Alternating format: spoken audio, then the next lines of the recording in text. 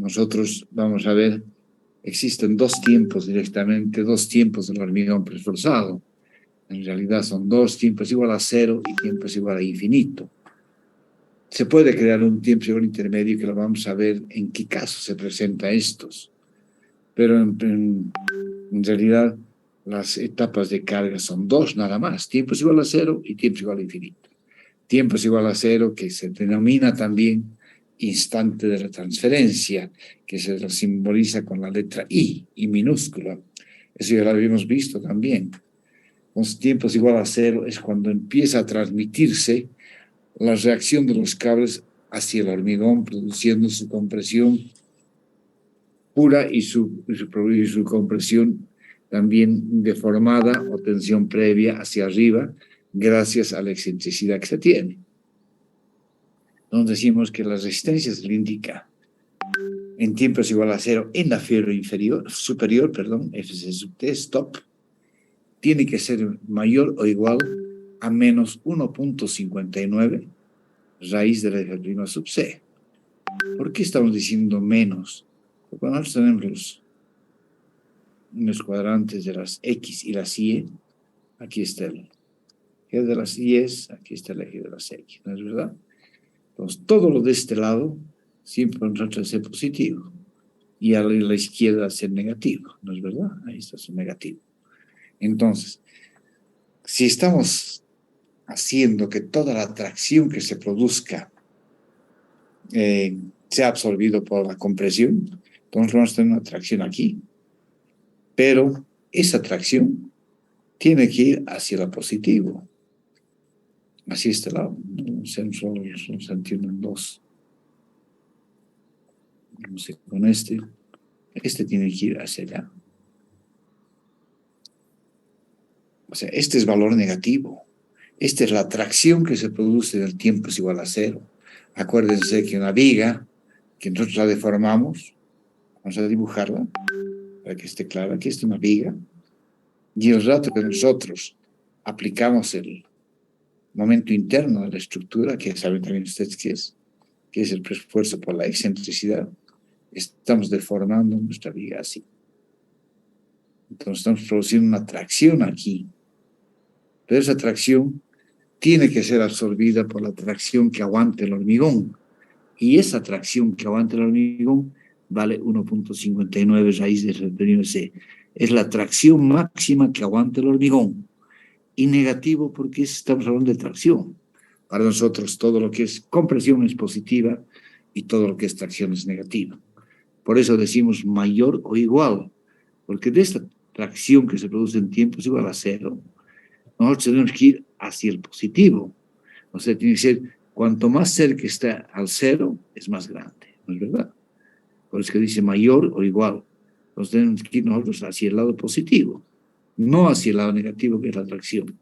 Por eso es que hablamos de menos 1.59, pero mayor o este menos.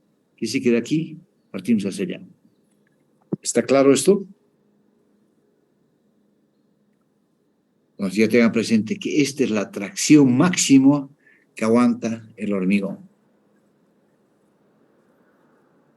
Bien, como ya hemos determinado esta tracción máxima que aguanta el hormigón, entonces aquí van a ver ustedes que hay un valor negativo, lo vamos a borrar, positivo también. Este es el valor negativo, lo vamos a llevar con otro color para que nos quede claro. Tenemos que ir de este negativo hacia el lado positivo, ¿no es verdad? Este es el eje de las Y, este es el eje de las X. Bien. Aquí hay un factor que dice que Fc sub t es mayor o igual a menos 0.79 de F'(C). ¿Qué quiere decir? Que estaríamos más o menos por aquí, ¿no ve? No estamos llegando a la atracción máxima que aguanta el hormigón, estamos llegando a este punto. ¿Por qué trabajamos con una atracción menor? Esto por diferentes motivos. Generalmente estas vigas, BPRs en puente, o las vigas que hacíamos en teatro en sitio también, el momento del tesado, lo único que estamos venciendo es el peso propio de la estructura, solamente el peso propio. En ese momento no hay ninguna carga más. Por consiguiente, no necesitamos llegar a la tracción máxima porque aquí sí, no podemos superar esto. No podemos superar esto, ¿no? Nos cuidamos la tracción máxima. Cuidamos que no sobrepase esto. Pero lo dejamos por aquí. ¿Por qué lo dejamos por aquí y no a la máxima?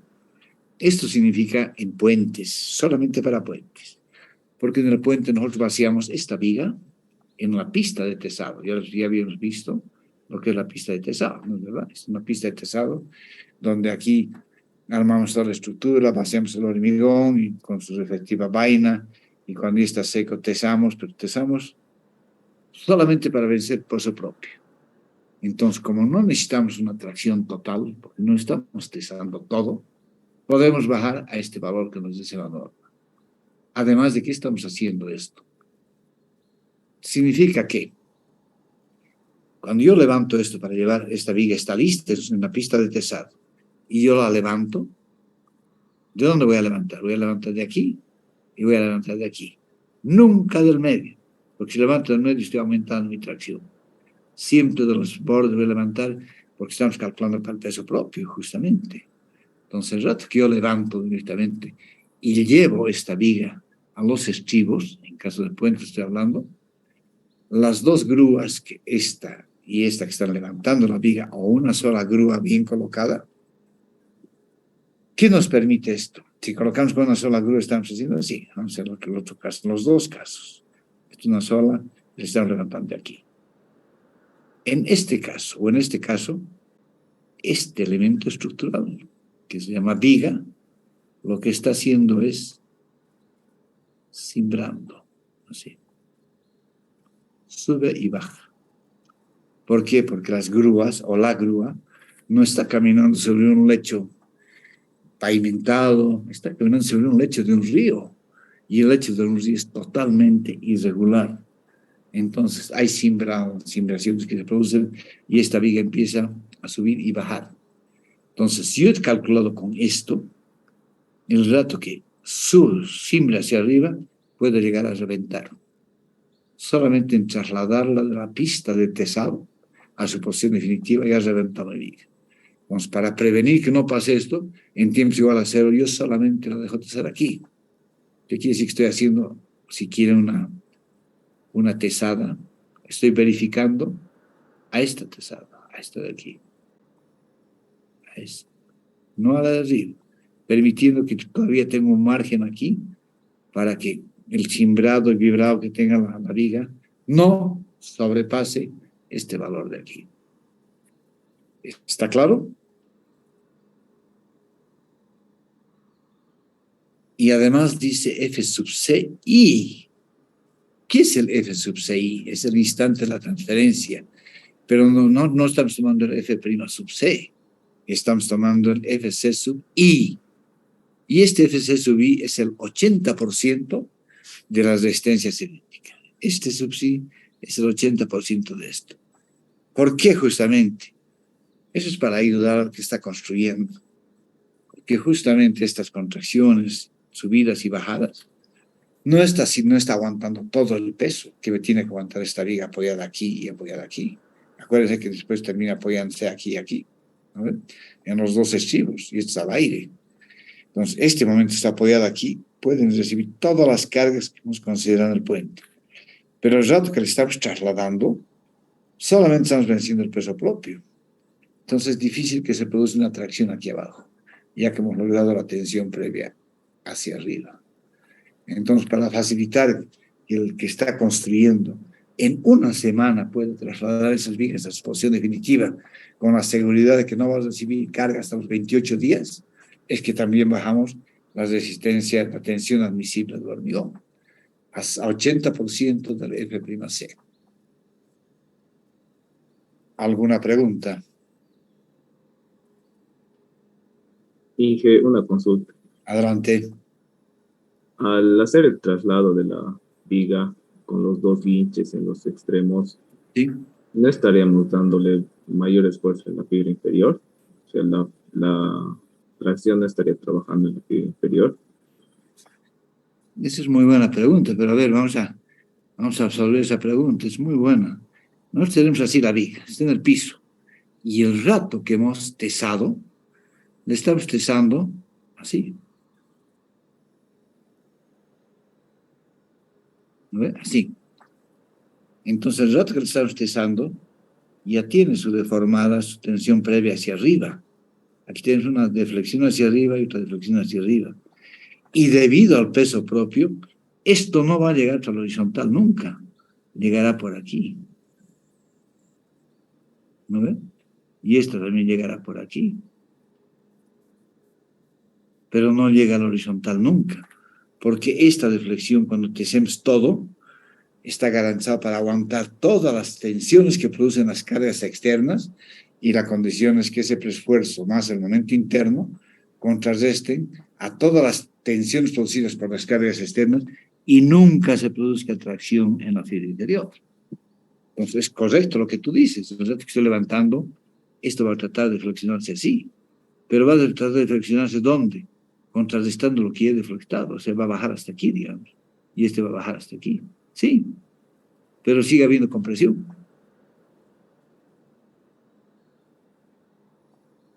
¿Claro? Sí, Inge, esa pregunta tengo. Muchas gracias. Ok.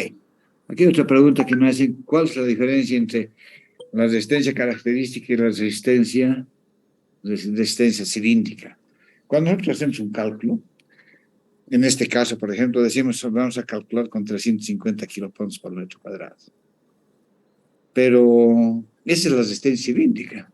Ya les decía que nosotros tenemos que hacer una serie de ensayos para garantizar que realmente la resistencia cilíndrica esté siempre por encima de lo que hagamos. Entonces se apela a la resistencia característica. ¿Y qué es la resistencia característica? Bueno, tenemos el FC sub K. El FC sub K es igual al FC sub M menos 1.64 S. Esta es la resistencia característica. ¿Cómo medimos la resistencia característica? Con el promedio de todas las probetas que hemos sacado en ese vaciado. Tenemos 20 probetas, 30 probetas, 40 probetas, ok. El promedio y restamos 1.64 de la desviación estándar o desviación tipo. Ese de ahí sale el FC sub K. Pero lo que nosotros estamos diciendo es que la resistencia cilíndrica, el F'(C), esto de aquí, hacerlo así, el F', vamos el primo aquí, pues, ese es. El F'(C) sea mayor a 35 megapascales. Este es el F'(C), no es el F' sub CK. Este es F'(C) no hay el K. Es este, F'(C), la resistencia cilíndrica, tiene que ser mayor a 35 megapascales. Ahora, el FC sub K, que es lo que necesitamos en este de aquí, es el promedio de las probetas menos 1.64 de las desviación estándar o desviación tipo. Pero, para que se cumpla esta fórmula, dice que el número de probetas que tenemos que sacar mínimo es 30. Entonces estaríamos obligados a, en toda la estructura que hagamos, antes de postensar saquemos 30 probetas. Y eso no se cumple nunca. En mixer, cada mixer tiene una probeta. Entonces tendríamos que meter 30 mixers para tener 30 probetas. Entonces no podríamos, a la ciencia cierta, aplicar esta fórmula.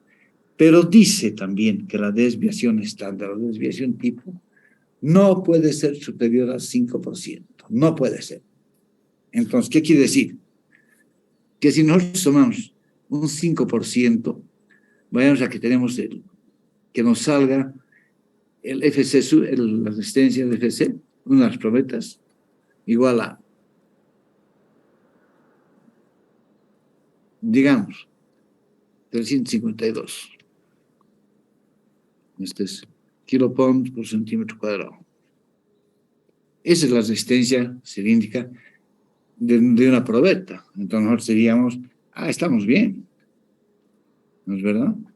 ¿Por qué estamos bien?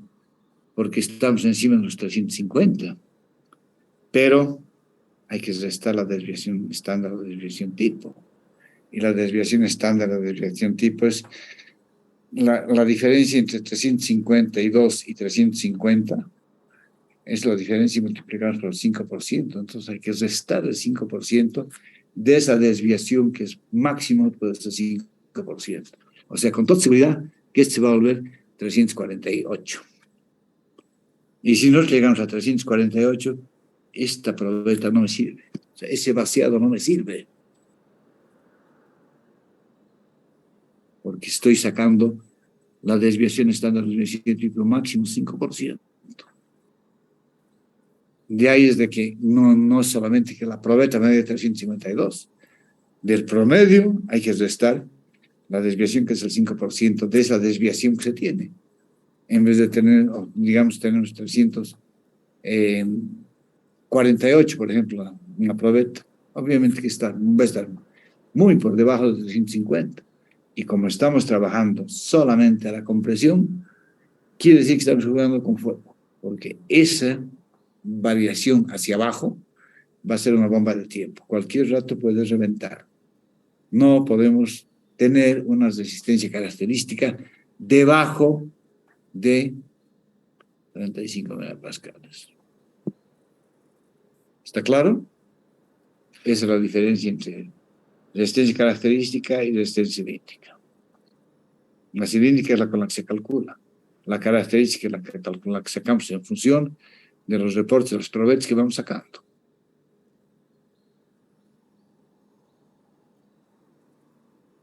Bien, sigamos avanzando. ¿O tienen alguna pregunta más? Bien, sigamos entonces. Estamos hablando en tiempos igual a 0. Hemos hablado de la tensión de tracción en la fibra superior, porque se ha deformado hacia arriba, ¿no es verdad? Pero nosotros vamos a trabajar en puentes en esta versión. Ahora, ¿qué pasa si se están vaciando en sitio? Un puente también se están vaciando en sitio. No ha de haber el problema del cimbrado de la viga, porque si están vaciando en sitio, quiere decir que está apuntalado, ¿no ves? Es vaciar en sitio. Está todo armado, todo ahí apuntalado, y vaciamos y dejamos fraguar. En ese caso, no hay ninguna posibilidad de que cimbre esto, entonces lleguen a 1.59. Ningún problema. Y en la fibra inferior nos va a producir compresión. Entonces, la tensión de compresión en sistema postensado es 0.55 del F sub I. ¿Qué es el F sub I? Es el 80% del F'(C). Entonces vamos a tener que la resistencia de trabajo en tiempo es igual a 0 en la fibra inferior, bottom, ha de ser 0.55 del F sub I para postensado y 0.60 del F sub I para pretensado. Estamos para los dos sistemas. ¿Está claro? Entonces tenemos fibra superior y fibra inferior. Esto lo vamos a pasar por ahora, por alto, y no el tiempo es igual a infinito, aquí. Que son las dos etapas de carga que se tiene. Entonces, en tiempo es igual a infinito, están actuando ya todas las cargas, todas, absolutamente todas. Por consiguiente, en la fibra superior, no puede superar la compresión a 0.45 del F'(C). Y en la fibra inferior, ya les dije, esta es la condición sine qua non del preesforzado, que no puede ser menor a 0. No puede ser, porque si entra a 0, entra en tracción. Entonces alguien me dirá, sí, pero el hormigón recibe algo de tracción. Aquí está. Pero yo no les aconsejo que nunca lleguen a esto, a este valor, que aguanta el hormigón a tracción. Si esta tracción que entraría a la fibra inferior se debe a cargas por el tren tipo. En ese caso, si es solo por el tren tipo, todavía hasta un 10% se podría aguantar. Pero yo particularmente prefiero que no trabaje a tracción. O sea, parte del principio del hormigón esforzado que dice, toda la estructura deberá trabajar a la pura compresión. ¿Qué quiere decir? Que la fibra inferior nunca puede llegar a cero. ¿Cuál es entonces el diagrama de tensiones que se presenta en una viga postensada? Tiempo igual a cero y tiempo igual a infinito. Por eso es que hablamos de módulo de deformación lineal del concreto. En tiempo igual a cero, acuérdense, estamos deformando hacia arriba, por consiguiente tenemos una tracción que no puede ser mayor a menos 1.59 raíz de F'(C). ¿No es verdad? Es lo máximo. Y tenemos una compresión también aquí. Este es tiempo es igual a cero, donde este es positivo y este es negativo, ¿no? Esta es justamente la tensión previa que nos estamos creando. Pero empiezan a venir las cargas y las cargas y las cargas y las cargas, y en tiempo igual a infinito no se terminará así. Así. Ese es nuestro diagrama de tensiones en tiempo igual a infinito. Quiere decir que lo que había tracción, y al no haber tracción en tiempo igual a cero, se va a volver pura compresión. Y en la fibra inferior, tenemos que garantizar que sea mayor o igual a cero. Cuanto más cerca, porque obviamente nuestro diagrama es el ideal. No, mentira, el ideal es este. Este es el ideal, el azul es el ideal. Así. Y el rojo son las tensiones que hemos obtenido nosotros. Entonces, cuanto más cerca estemos a los admisibles, fíjense aquí, cuando esté más cerca a cero, es más económico. Y cuando este valor esté lo más cerca al admisible aquí, también es lo económico. Entonces tenemos que ser lo más cerca a los admisibles, lo más cerca que se pueda. Fíjense que de una tracción y compresión abajo, tracción arriba y compresión abajo, en tiempo igual a infinito se vuelve pura compresión. Así trabaja positivo. Pura compresión. Donde todo esto es pura compresión y ya no hay tracción. Ahora dice que podría ser aquí. Claro, ¿qué pasaría si hubiera? Todavía me aguantaría. Así, si vengo aquí. Pero yo les recomiendo que no puedan hacer, sobre todo en Bolivia, en puentes, porque en Bolivia no hay mantenimiento de carreteras.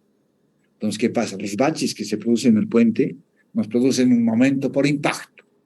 El momento por impacto que ustedes han aprendido a calcular en puentes no es un golpe, es una vibración dinámica que está en función del tamaño del motor.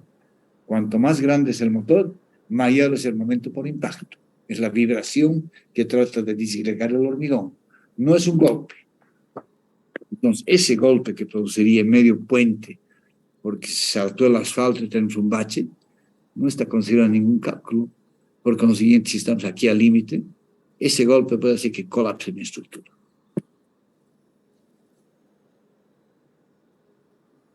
¿Alguna pregunta? Fíjense que de acuerdo a esto, estoy haciendo de una estructura traccionada arriba y comprimida arriba a una sección puramente comprimida. Todo es comprimido. Y así va a trabajar en tiempo igual infinito, expositivo, todito. ¿Alguna pregunta?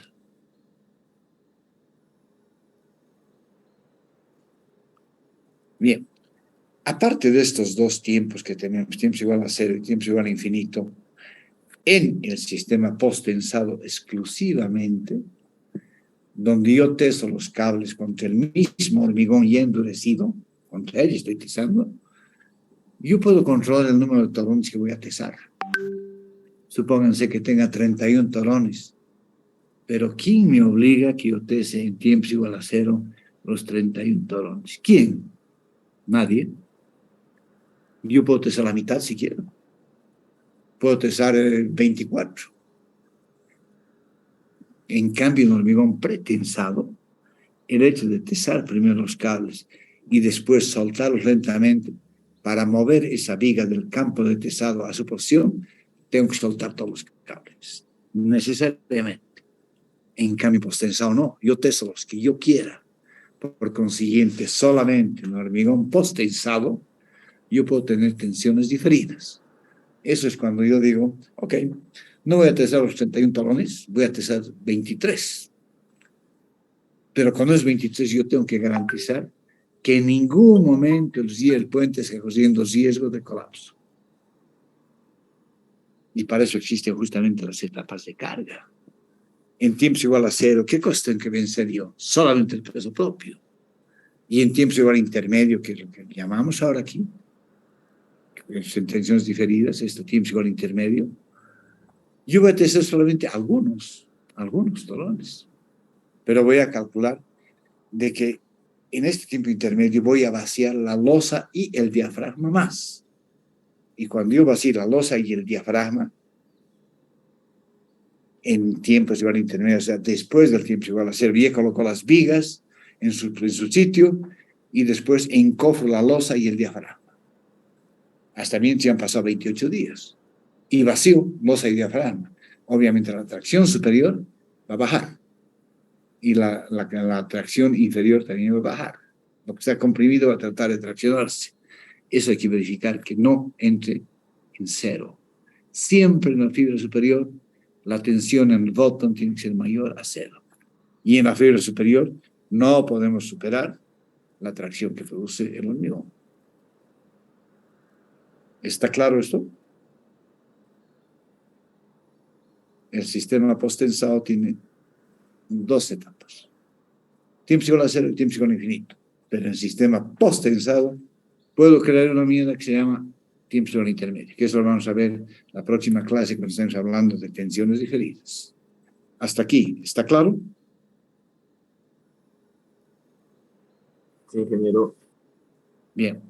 Características de esfuerzo de formación del hormigón. Esto ustedes ya conocen porque la curva de tensión de formación es la misma que del hormigón armado, solamente que tiene una prolongación más larga en cuanto cuando llega a la horizontalidad. En el hormigón preesforzado es tan importante conocer las deformaciones como los esfuerzos.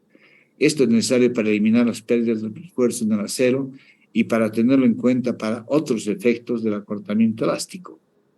Tales deformaciones pueden clasificarse en 4 tipos: deformaciones elásticas, deformaciones laterales, deformaciones plásticas y deformaciones por contracción. ¿Qué quiere decir? Que se van a producir, en la vida útil de la estructura se van a producir pérdidas. Por ejemplo, tanto el puente subir y bajar, pasa un camión, baja, deja de pasar, vuelve a subir. Estamos en un hecho elástico. Entonces, tanto hacer eso, el acero se va relajando. Entonces hay una pérdida de deformación del acero, ¿no? Y esa pérdida, de alguna forma, tenemos que sumarla al preesfuerzo. Porque si nosotros calculamos un preesfuerzo y tesamos y se van produciendo pérdidas, en tiempos igual a infinito ya no tenemos el preesfuerzo que hemos calculado. Entonces hay que aumentar las pérdidas para tesar en tiempos igual a cero. Y estamos viendo que en tiempos igual a cero solamente estamos tesando el peso propio, nada más. A eso se refiere esto. ¿Qué es cada una de estas? Las deformaciones que producen las pérdidas, lo vamos a enumerar. El término de deformaciones elásticas es un poco ambiguo, puesto que la curva de esfuerzo de deformaciones para un hormigón, para los que estén haciendo, cuando ustedes tienen así, ustedes hacen tensiones de deformaciones así. ¿Cuál es la curva de deformaciones que ustedes tienen? Es esta, ¿no es verdad? Es la curva de tensión de deformación del acero, ¿no es verdad? Entonces, esto es lo que hay que tener cuidado porque aquí se producen las pérdidas justamente. Y a eso se refiere justamente esto de las deformaciones elásticas. Puesto que la curva de esfuerzo de deformación para el hormigón no es una línea recta, estamos viendo que es una curva. Aún a niveles normales de esfuerzo, esta parte podría ser un poco recta, esta parte. Pero de ahí empieza la curva, donde empieza la falla, y es lo que hay que cuidar. Pero ni son enteramente recuperables las deformaciones. Claro, en un hormigón armado, por ejemplo, si una viga se deflecta, o se produce una flecha, nunca más va a volver a su posición inicial, nunca. Se quedó curva la viga. Esa flecha hay que controlarla justamente para que no supere los admisibles. Pero en el hormigón preforzado, esa flecha que se produce, tenemos una contraflecha que hemos creado y nos va a ayudar justamente a que siempre estemos dentro del rango de la elasticidad. Eliminando las deformaciones plásticas de esta consideración, la porción inferior de la curva de esfuerzo de deformación instantánea. Lo que les decía, en hormigón armado no se retorna lo mismo. en hormigón preesforzado, inicialmente volvemos a lo mismo, pero tanto relajarse el acero va perdiendo también su capacidad de elasticidad.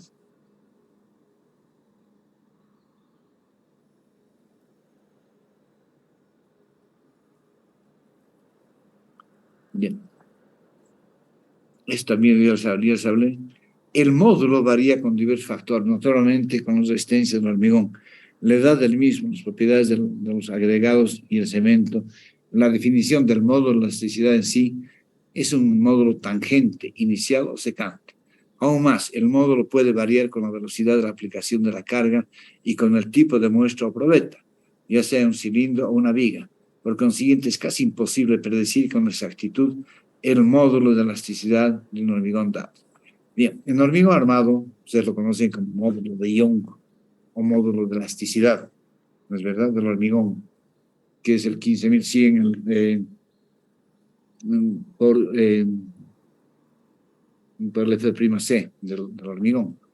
Entonces, ustedes tienen módulo de elasticidad. En hormigón preesforzado, han visto que empezamos con una tracción arriba y compresión abajo y terminamos con pura compresión.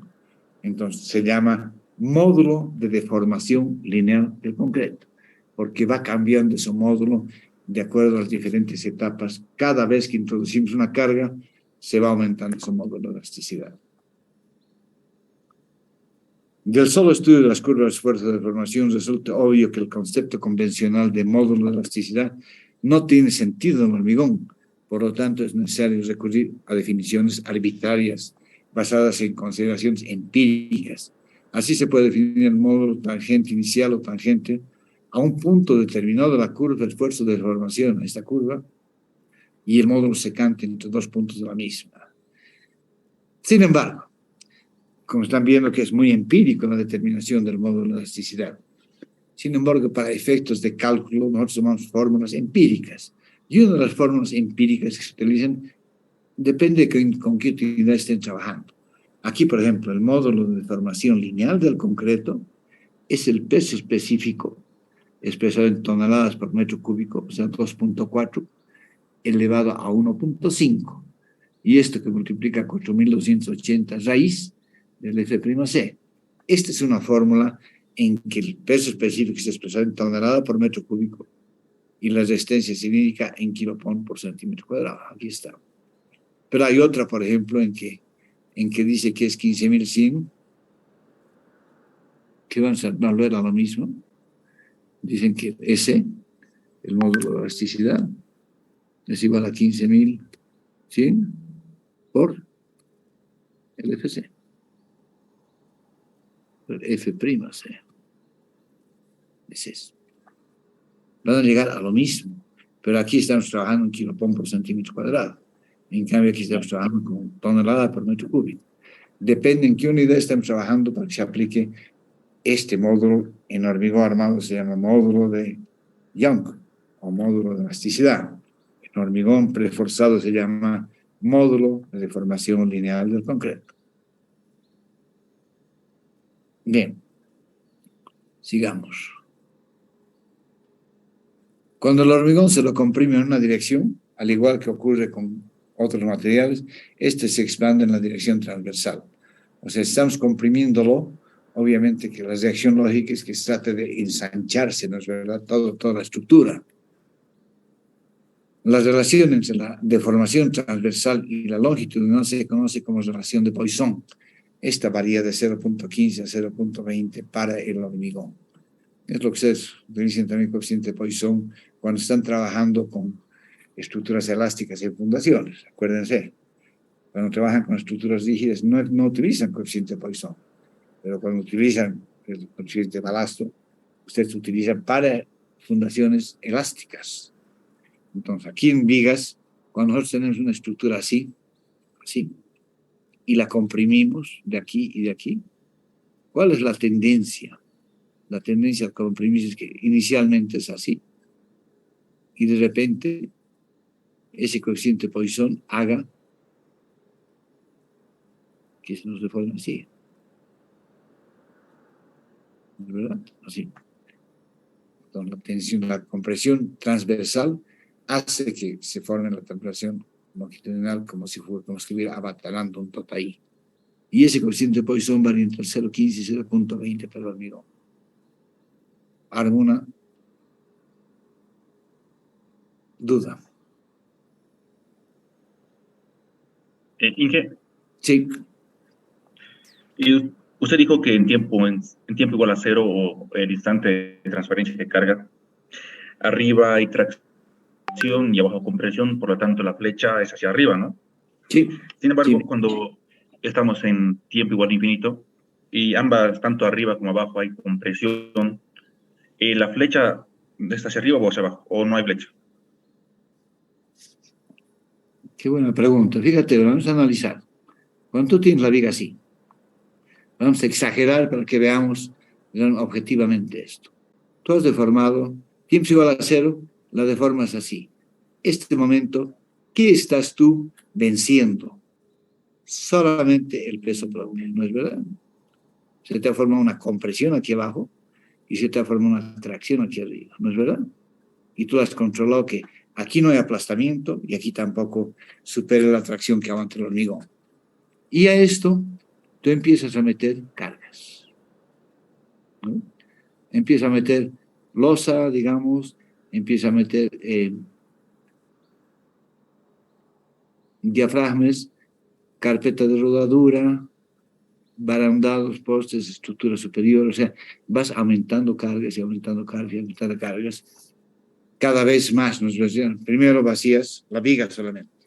En el rato que has vaciado la viga, la has colocado en su sitio, vas a vaciar diafragma y losa. Cuando ya has vaciado el diafragma y la losa, vas a vaciar aceras, postes, pasamanos. Cuando ya has vaciado todo eso, vas a colocar la carpeta de rodadura encima. Entonces, estás aumentando cargas. Cada vez que tú aumentas cargas, lo que tú estás haciendo es bajar esa tensión previa. ¿Verdad? Entonces, vas a llegar, digamos, aquí. Ahí te ha bajado y ahí te ha bajado. Ahí. ¿No? Cuando has metido todas las cargas, has bajado aquí. Lo que tienes que cuidar es que no pase el horizontal. Si esto pasara así, colapsa tu estructura, porque estás entrando a tracción. Entonces, ¿qué es el ideal? Que sea siempre hacia arriba, ¿no? Que esta dirección siempre sea hacia arriba, que quede un poquitito, pero que nunca entre en tracción. Si entra en tracción, todavía puedes jugar a que el hormigón te aguanta cierta tracción, pero estás arriesgando demasiado. Un bache, un impacto, de repente tu puente explote y no sabes por qué. De repente desaparece el puente con el carro que ha provocado ese impacto.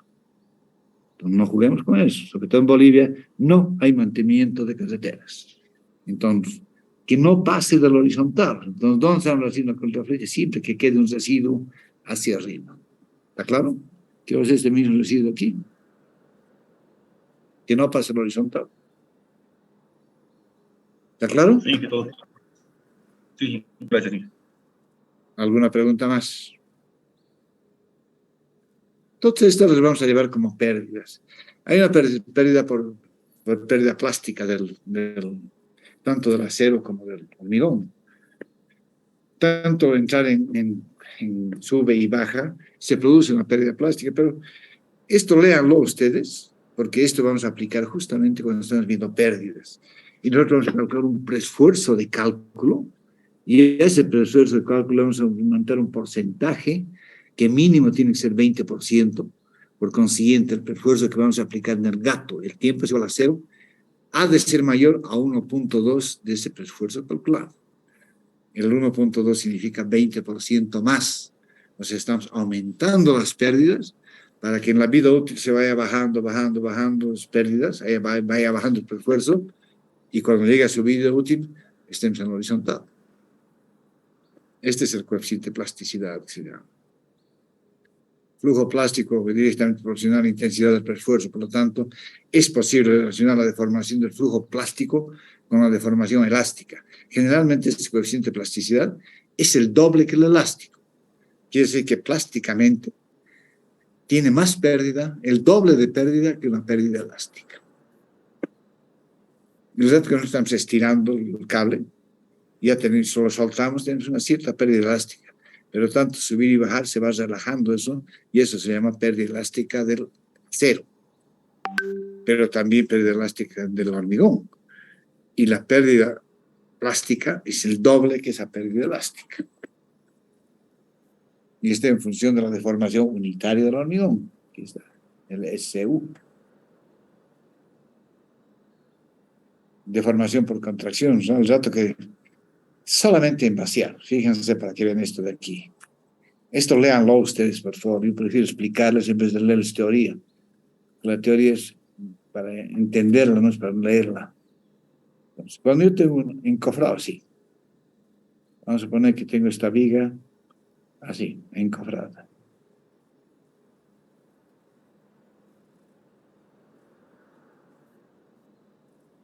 Y yo la vacío. ¿Qué pasa a las 8 horas? ¿Estará la viga así, como yo lo estoy mostrando? No. Esta se va a bajar aquí abajo. Aquí. O sea, quiere decir que la altura que yo tengo considerada aquí no es la misma. Hay una pérdida por contracción del hormigón, que se debe a la humedad, pérdida por humedad. ¿Por qué se puede producir la pérdida por humedad? Uno, que el cemento para entrar en reacción necesita agua. Y en el momento que ustedes están vaciando, ese hormigón hierve. Tóquenlo y van a ver, es caliente, porque está entrando en reacción el cemento con el agua para su proceso justamente de endurecimiento. Por consiguiente, esa agua está desapareciendo el rato que está haciendo hervir el cemento. Entonces, cuando se seca, nos queda una superficie así, no queda aquí arriba. Eso es lo que se llama pérdida por contracción. Y esa pérdida por contracción, obviamente, esta altura no es la misma que esta altura. Entonces ya tenemos una pérdida por contracción. Nuestra sección es menor que la que hemos calculado. ¿Está claro?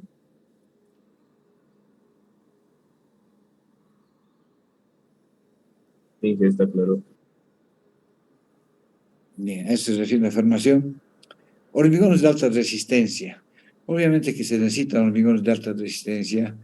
Felizmente hoy en día se puede obtener fácilmente un hormigón de 500 kilopascales por centímetro cuadrado, 50 de 500 megapascales, por ejemplo, no, 50 megapascales.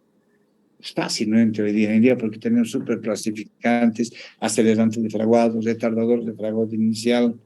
O sea, tenemos todas las condiciones para producir hormigones de alta temperatura que nos van a permitir minimizar la fisuración del hormigón. Es más, si ustedes tuvieran lo que existe en Brasil, porque aquí no tenemos una siderurgia, pero si tuvieran una fábrica que tiene en Brasil, de allá sacan el sílice de humo, que se llama, que son las escorias del acero, el saldo de los aceros cuando están laminados directamente. Y es como un polvillo, como, qué sé yo, viruta de acero, pero... Y si eso lo mezclan ustedes con el hormigón, pueden llegar a tener resistencias cilíndricas hasta de 2000 kilopascales por centímetro cuadrado. Así de fácil. Esa es lo que se llama sílice de humo, que es esa escoria del fierro. Nos puede llegar a esas resistencias sin ningún problema. Pero, lamentablemente, eso nos produce la vitrificación del hormigón. ¿Qué significa eso? Que si llega a reventar, te vas a reventar en millones de partículas, millones. Y el endurecimiento no es como una masa homogénea, sino como millones de células que están formadas uno tras de otro. Es lo que se llama la vitrificación del hormigón. Por eso los riesgos. Les voy a leer esta parte nomás. La práctica actual pide una resistencia de 350 a 500 kilopascales por centímetro cuadrado para el hormigón preforzado, mientras el valor correspondiente para el hormigón armado normal es 210. Están viendo que ya para el hormigón preforzado necesitan mayor resistencia cilíndrica que para el hormigón armado. Existen otras ventajas. El hormigón de alta resistencia tiene un módulo de elasticidad más alto que el hormigón de baja resistencia, porque se vuelve, ya les dije, el módulo de formación lineal del concreto, de tal manera que se reduce cualquier pérdida de la fuerza pretensora debido al acortamiento elástico del hormigón. Lo estamos comprimiendo totalmente.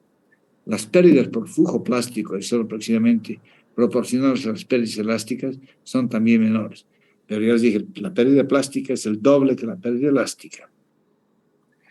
La alta resistencia del hormigón reforzado es necesaria por varias razones. Primero, para minimizar su costo, los anclajes comerciales para el acero de preesfuerzo son siempre diseñados con base de hormigón de alta resistencia. De aquí que el hormigón de menor resistencia requiere anclajes especiales o puede fallar mediante la aplicación de preesfuerzo. Es lo que se llama el aplastamiento de los apoyos. Tales fallos pueden tomar lugar en los apoyos o en la adherencia entre el acero y el hormigón o en la tensión cerca de los anclajes. Generalmente donde se produce la compresión es en los bordes de la viga y es donde se produce el aplastamiento. Por eso ya les conté que necesitamos un canastillo también ahí para reforzar el aplastamiento del hormigón. El hormigón de alta resistencia a la compresión ofrece una mayor resistencia a tensión y cortante, así como a la adherencia y al empuje, y es deseable para las estructuras de hormigón reforzado ordinario. Por último, otro factor es que el hormigón de alta resistencia está menos expuesto a las grietas, lo que le llaman fisuraciones, por contracción que aparecen frecuentemente en el hormigón de baja resistencia antes de la aplicación del refuerzo. Para obtener resistencia de 350 kilopascals por centímetro cuadrado, es necesario usar una relación agua sobre cemento no mucho mayor a 0,40. Acuérdense que en hormigón armado utilizamos agua sobre cemento menor o igual a 0,53. En hormigón preesforzado no podemos hacer mayor a 0,40. Y justamente para evitar las cangrejeras es que utilizamos plastificantes. Y los plastificantes, por un lado, son retardadores del lavado inicial, por consiguiente nos permite vibrar más tiempo y evitar cangrejeras. Y el segundo, que retarda un poco el tiempo de fragado inicial. Y eso también nos sirve para las bitoneras, porque muchas veces la bitonera está 1 hora, hora y media, haciendo girar su bitón porque algún problema que hay en la obra, o han llegado muchos camiones seguidos. Entonces, si no utilizaran estos superplastificantes, empezaría el endurecimiento del hormigón dentro de las tolvas. Hormigón ligero. ¿A qué se refiere el hormigón ligero? Eso me pasó, por ejemplo, en lo que les he contado en economía, cuando estaba haciendo un edificio posgrado, yo me adjudiqué la obra fina, la obra gruesa ya estaba hecha. Pero cuando fuimos a hacer el contrapiso, lo que tenía que ser así, vamos a decirlo así, eran 2 pisos, bueno, son 4 pisos en realidad, pues está así, no sé, pues 2 nomás para que vean que hizo. Lo que hicieron la anterior empresa, hizo así.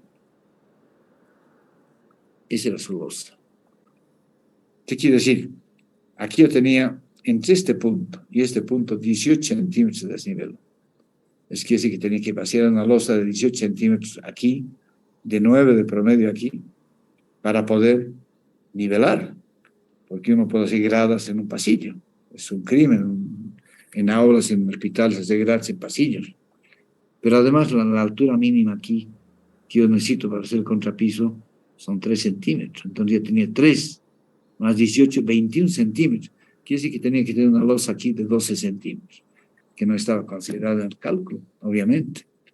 Y yo tampoco puedo reclamar nada de esto, porque ese certificado de visita al obra los exime a todos. Nadie es culpable ahí. Entonces, ¿qué he tenido que hacer? Colocar justamente esto que viene aquí, que se llama hormigón aligerado. Es que sí que el hormigón lo mezclan con plastoforo, con bolitas de plastoforo, y eso vacían. Y con eso están aliviando el peso, para que funcione como si fuera 5 centímetros de contrapiso uniforme. ¿Está claro? Son situaciones que se presentan, pero prefiero yo mostrarles para que no digan, no, nunca hemos visto eso. ¿Alguna pregunta sobre estas tensiones admisibles del hormigón? ¿Qué tipo de hormigón tienen? ¿Hormigón ligero? ¿Hormigón de alta resistencia? Las pérdidas que se producen las vamos a ver con calma, obviamente, pero me interesa que ya tengan idea de que no se tesa con lo que se calcula, sino que hay que aumentar cierto porcentaje, un 20% mínimo, para considerar las pérdidas que se van a producir en la vida útil de la estructura. ¿Alguna pregunta? Inge, pero cuando hablamos de los hormigones de alta resistencia, que la relación agua-cemento no debe ser menor a 0,4, No, más bien debe ser menor a 0,4. No, Agua sobre cemento menor cantidad de agua. Cuanto menor cantidad de agua tienes en una mezcla, mayor resistencia que obtienes. sí, ingeniero, por esa parte, sí. En caso de no trabajar con mixers, trabajar con una mezcladora, ¿Sí? trabajo manual, no estaríamos sobreesforzando el trabajo del obrero. Obviamente que cuando se tiene un hormigón más plástico y es un poco más difícil para ellos trabajar, ¿cómo podrían solucionar ese detalle? Sí, yo acabo de decir justamente, cuando tú lo tienes un hormigón seco, la probabilidad de tener cangrejeras se te triplica si quieres, ¿no es verdad? Porque no tiene la fluidez. O sea, hasta que tú lo lleves y le metes la vibradora y empieces, es decir, a eliminar el porcentaje de vacíos que tiene la misma mezcla, se te puede producir cualquier cantidad de cangrejeras, uno. La trabajabilidad es mucho menor porque está seco casi el hormigón. Para eso justamente, para garantizar de que el agua sobre el cemento es menor a 0,40, tú utilizas plastificantes en la mezcla. Entonces, ¿qué es plastificante? Lo vuelve plástica tu mezcla, no es seca, pero has disminuido tu relación agua-cemento. Y ese plastificante te va a permitir que sea una mezcla totalmente manejable, te va a retrasar el tiempo inicial de fraguado y te va a permitir manejarla y vibrarla hasta que empiece a fraguar.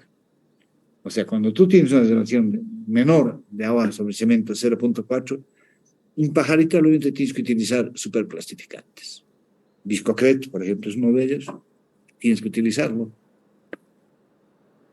Lo que estás haciendo es disminuir la cantidad de agua porque el agua es el que te baja la resistencia del hormigón. ¿Está claro? Sí, ingeniero, está claro. Un detalle más en la parte de Sí. pérdidas. No existe ninguna pérdida que considere la mala manufactura de los obreros o la mala maniobrabilidad de armado, demás. Yo creo que si se pasara eso, más que una pérdida, debería ser una expulsión del ingeniero responsable de la obra que no ha tenido el cuidado necesario para prevenir justamente que no se presenten cosas. Para esto existe un ingeniero. Acuérdense que yo les he dicho que no cualquiera puede ser ningún preforzado. Les he dicho, ¿no? Que tiene que ser alguien que haya llegado preforzado para hacer estructuras de hormigón preforzado. Entonces, uno que es sanitario, por ejemplo, no estoy menospreciando, pero es otra especialidad.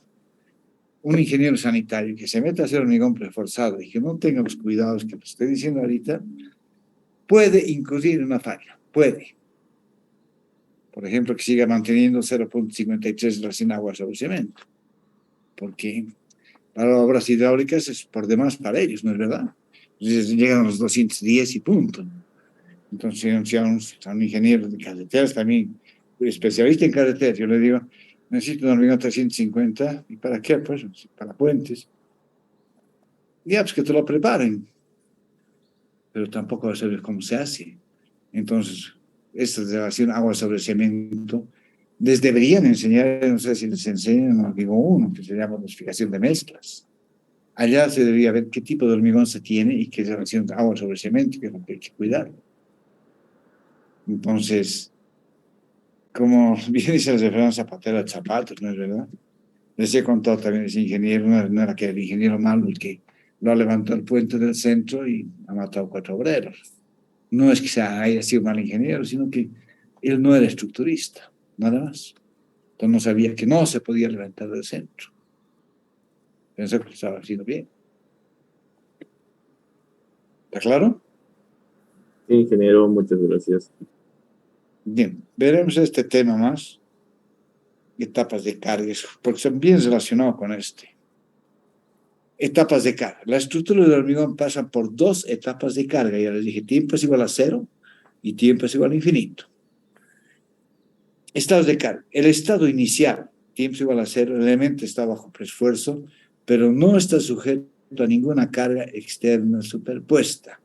¿Qué quiere decir? Lo único que estamos venciendo es el peso propio, nada más. Después vendrá, en el caso de puentes, porque ve una secuencia lógica, después vendrá el diafragma, junto con la losa vamos a vaciar. Y son dos cargas más. Después de eso vaciaremos los bordillos, postes, bordillos, aceras, postes, pasamanos, y después vaciaremos la carpeta de rodadura. O sea, son diferentes etapas de carga, ¿verdad? Pues se llaman estados de carga. Bueno, lo primero que nosotros hacemos, tiempo es igual a cero, instante de la transferencia, solamente estamos venciendo el peso propio y no hay otras cargas externas que están puestas encima. Aquí, durante el tesado, esta es una prueba crítica para la resistencia de los torones. Generalmente, el máximo esfuerzo al cual los torones estarán sujetos a través de su vida ocurre en este periodo. Claro, porque estamos tesando los torones hasta un esfuerzo determinado y después vamos a ir soltando estos torones para que, al retornar a su tamaño, transmite esa su reacción al hormigón, produciendo la compresión del elemento estructural. Para el hormigón, las operaciones de press forzado imponen varias pruebas en la producción de la resistencia en los anclajes. Claro, estos anclajes, ya les decía que son los conos hembras que se colocan en los apoyos directamente, y esos son vaciados conjuntamente con el hormigón. Y además que estos conos hembras, ya lo hemos visto, que tienen que tener su canastillo para evitar el aplastamiento del hormigón. Entonces, estos anclajes son los que van a recibir toda la fuerza de compresión allá. Y como el gato está colocado contra el apoyo de la cara de la viga, entonces en el rato que empieza a jalar los cables, la carcasa hacia atrás, también está empujando el cuerpo del gato hacia adelante. Es lo que nos va a producir la compresión. Entonces es doble efecto el que es el gato cuando estamos hablando de multitoros.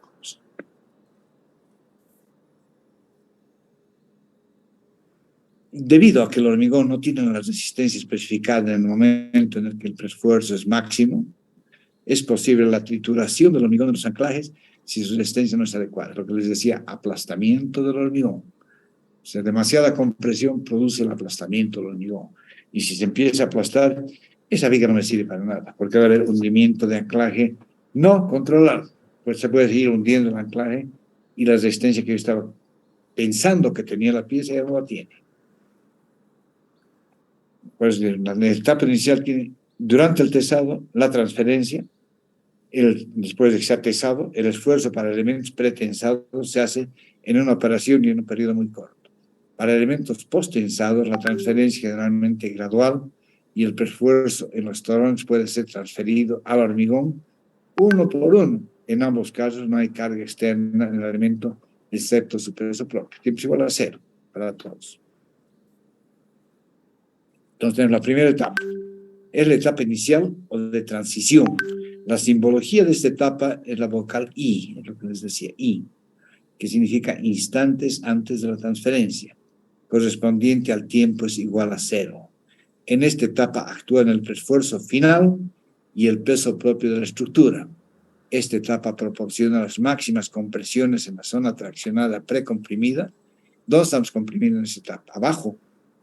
En tiempo igual a cero estamos deformando con el momento interno y estamos comprimiendo la parte inferior que después será traccionada. En esta etapa interviene el esfuerzo final que incluye las pérdidas que se producirán en la vida útil de la estructura. Si se fijan aquí, a ver, aquí, con esta fórmula,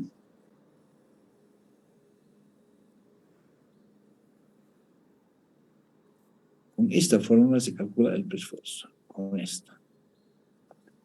esta forma. Tiempo es igual a infinito, donde intervienen todas las cargas, interviene el peso propio, la losa húmeda, el diafragma, la carga viva, el impacto, la carpeta de rodadura y la estructura superior. Cuando hablamos de estos, peso propio de la viga, losa húmeda que se vacía encima de las vigas junto con el diafragma. Estas dos cargas siempre están juntas. No se puede vaciar la losa sin el diafragma. Están unidas y se vacían juntas siempre. El momento por carga viva, que es cuando empieza a pasar el tren tipo. El momento por impacto, que ese, ya les decía, no es un golpe, es una carga dinámica que representa el porcentaje del máximo 30% y está en función del tamaño del motor. Cuanto más grande es el motor, vibra más y trata de disgregar más el hormigón. Y el momento de la carpeta de rodadura, que es el asfalto que se coloca encima del puente, y la estructura superior. Cuando estamos hablando de estructura superior, estamos hablando de bordillo, aceras, postes, pasamanos. Entonces, fíjense, en tiempo igual a infinito están actuando todas las cargas y cada una de estas cargas produce un momento. Y ese momento, dividido entre el módulo de deformación lineal del concreto de la fibra inferior, nos va a dar las tensiones. ¿Y cuáles son las dos únicas que contrarrestan? Fíjense, las únicas con más son estas dos. Con estas dos, las demás son negativo, negativo, negativo, negativo, negativo. Todo es negativo. Con estas dos, en fibra inferior, yo tengo que contrarrestar todas estas tensiones. Por eso es que necesito que el esfuerzo se lo calcule, este P sub 0, se lo calcule en función de todas las cargas que van a actuar. Esas cargas producen momentos, y uno divide el momento entre el módulo resistente, nos produce tensiones. Entonces, estas tensiones, tensión de compresión pura y tensión debido al momento interno, tienen que ser mayores a las tracciones que nos producen todas las otras cargas. Cuando nosotros tenemos tiempos igual a cero, ¿qué estamos haciendo? Estamos deformando hacia arriba, ¿no? Lo vamos a poner aquí. Así, estamos deformando hacia arriba, para no hacer curva nada más. Pero todas estas están tratando de bajarnos. Cada carga que yo coloco, yo con esto, me baja, me baja, me baja. Y lo que no puedo permitir es que pase lo horizontal. El rato que pase aquí, entra en tracción. Y si entra en tracción, pues se dice igual a cero. Entonces, para calcular el mínimo preesfuerzo, yo por lo menos tengo que igualar a cero. Dice mayor o igual a cero. Pero yo por lo menos puedo igualar a cero y aquí calcular el valor del preesfuerzo. Pero para esto he calculado todos los momentos de todas las cargas de servicio que se representan en la estructura. Y dividimos entre el módulo resistente o el módulo de formación lineal del concreto. Este es el inicio del esfuerzo, determinar el valor del P sub 0, Y una vez que yo determino el valor del P sub 0, voy a sumar las cargas y voy a tener un PF, que significa esfuerzo final. Vamos arriba. Aquí está el preesfuerzo final. Este preesfuerzo final es por lo menos 1.2 del preesfuerzo inicial, considerando que el mínimo que se tiene que tener es un 20% de pérdida. Entonces, en tiempo es igual a cero, seguimos en tiempo igual a cero, yo calculo que pase a la fibra superior con ese preesfuerzo, incrementando las pérdidas, me da una compresión, más ese preesfuerzo por la excentricidad, dividido entre el módulo resistente de la viga, me va a dar el momento interno. Y aquí lo único que está contrarrestando a esta deformación hacia arriba es el peso propio. Y aquí está la tensión admisible que hemos visto anteriormente. Y aquí decimos que el FC sub I es el 80% de resistencia cilíndrica. Esto ya les explican hace un momento. Entonces estamos viendo la fibra superior, tiempo igual a cero. Y en la fibra inferior son las mismas, pero con signo cambiado. Si aquí había compresión, aquí también, porque la compresión es absoluta. Pero el momento interno, si arriba me producía tracción, abajo me producía compresión, obviamente. Y el momento por peso propio, si arriba me producía compresión, abajo me producía tracción. E igualamos a 0.55 de F'(C) en el sistema posttensado. Solamente en este sistema puede haber tensiones diferidas. ¿Por qué? Porque podemos tensar los torones de acuerdo a nuestro capricho. ¿Está claro?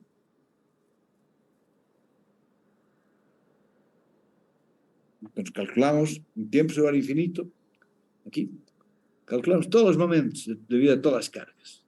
Calculamos el módulo resistente y la excentricidad, que vamos a ver cuánto es, el área de la viga, módulo resistente. Fíjense que hay un W y un W'. El W, no está marcado, bueno. Cuando nosotros tenemos una sección así, tenemos una viga y tenemos una losa. Es un hormigón, acuérdense. Entonces, dependiendo si el A, este A de aquí, si está dentro de la losa, del patín de la losa, se comporta como viga rectangular, ¿no es verdad? Pero si el A, que es la línea de compresión, está fuera de la losa, trabaja como viga T. En hormigón preesforzado no. Si la línea de compresión está dentro del patín de la losa, tenemos una forma. Y si estamos fuera del patín de la losa, tenemos otra forma. Eso lo vamos a calcular directamente. Pero hacemos que la losa y la viga trabajen como uno solo. O sea, que la losa ayude a la viga a aguantar todas las tracciones y tensiones que se produzcan. Entonces, si fuera el mismo material, hacemos o viga T o viga rectangular. Pero no es el mismo material, porque la resistencia cilíndrica de la viga es 35 megapascales y la resistencia cilíndrica de la losa es 25 megapascales como máximo.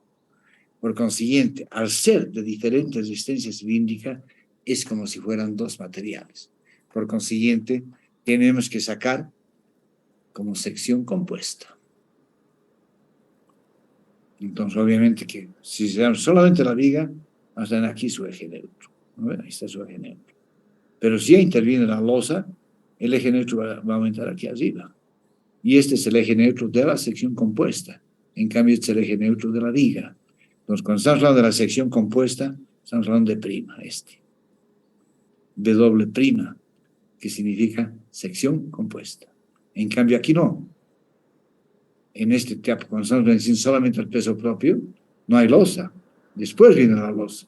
Por consiguiente, el sector solamente trabaja el módulo resistente de la viga. Y cuando trabaja la losa, cambia a módulo resistente la sección compuesta. Vamos a ir calculándolo esto, obviamente, para que ustedes sigan una secuencia de cómo se calcula esto. Y obviamente tenemos que verificar que en la fibra superior no exceda a la tensión de compresión máxima, 0.45 de resistencia cilíndrica. Ojo, nunca calculen el preesfuerzo en la fibra superior. Este es un condicionante. Nuestro condicionante sine qua non es de que no sea menor a 0. Mayor o igual a 0. Entonces, siempre el preesfuerzo, calcúlenlo, tiempo es igual a infinito en la fibra inferior. ¿Está claro?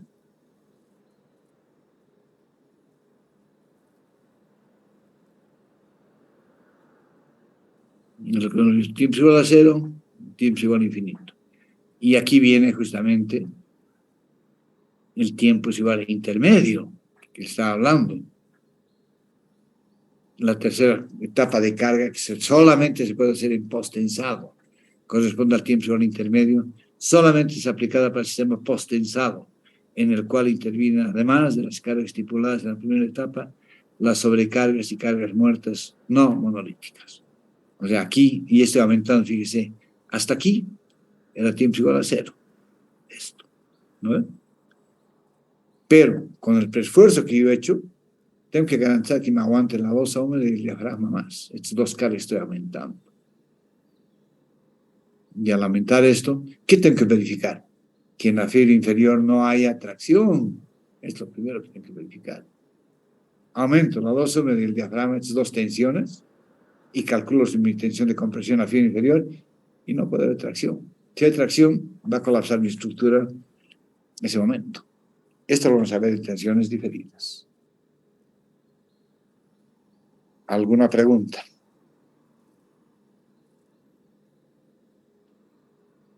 Esto es para que ustedes sepan cómo se empieza a calcular el hormigón preesforzado aquí. ¿Cuáles son las etapas de carga? Siempre hay dos etapas de carga. Tiempo igual a 0, tiempo igual a infinito. Y solamente en posttensado ha de haber una etapa, tiempo igual a intermedio, donde podemos tensar los torones que nosotros queramos. Ahora, ¿qué pasa si en hormigón pretensado, por ejemplo, no verifica? Y soltamos todos los torones y la tracción en la fibra superior se dispara o la compresión en la fibra inferior es superior al aplastamiento. Hay otros sistemas. Uno de ellos es elevar la altura de la viga, que es lo que yo no les recomiendo a nadie que hagan eso, porque es que sí dispararse en el presupuesto. controlen eso en hormigón pretensado. Puede usted trabajar con esforzado, parcialmente preesforzado, ya saben qué es. O puede meter armadura de compresión, armadura de tracción, de lo que no aguante el preesforzado. Ese es parcialmente preesforzado, ¿no es verdad? Están introduciendo otra armadura, no es ya pesado absoluto, sino que se va a hacer trabajar fierro a la tracción. En el proyecto no se va a hacer eso. En su vida profesional pueden introducir acero para aguantar lo que no aguantaba. Por ejemplo, en tiempos igual a cero. Vamos a hacer un ejemplo. En tiempos igual a cero, un sistema pretensado. Yo tengo mi vida. Y teso todos mis tolones y los suelto. Y el rato que lo he tesado se deforma así. Bueno, aquí. Ahí se deforma. Y lo que tenía permitido era esto.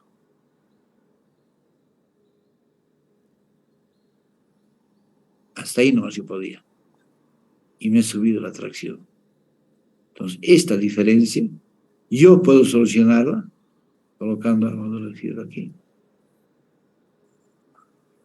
Que aguante esta tracción que no está aguantando el hormigón. Con la salvedad y la seguridad de que cuando coloque más cargas, el fierro ya no va a trabajar. Ya no. El rato que empieza a meter compresión aquí arriba, este fierro pasa, me sirvió solamente para poder tesar todos los tolones en tiempo igual a cero. Después, cuando ya metí cargas aquí arriba, y meto más cargas, esto va a ir bajando. Entonces, ya no necesito. Eso es lo que se llama estructuras parcialmente preesforzadas. Nos estamos ayudando con acero de construcción. Eso lo hemos visto en la segunda clase. ¿Está claro?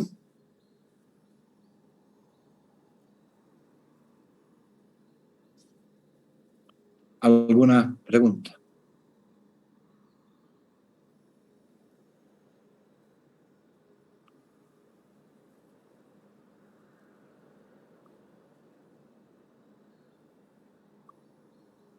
Todo claro, dije.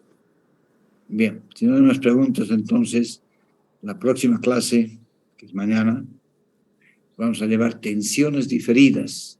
Pero ya acuérdense, ¿por qué solamente en posttensado pueden ser tensiones diferidas?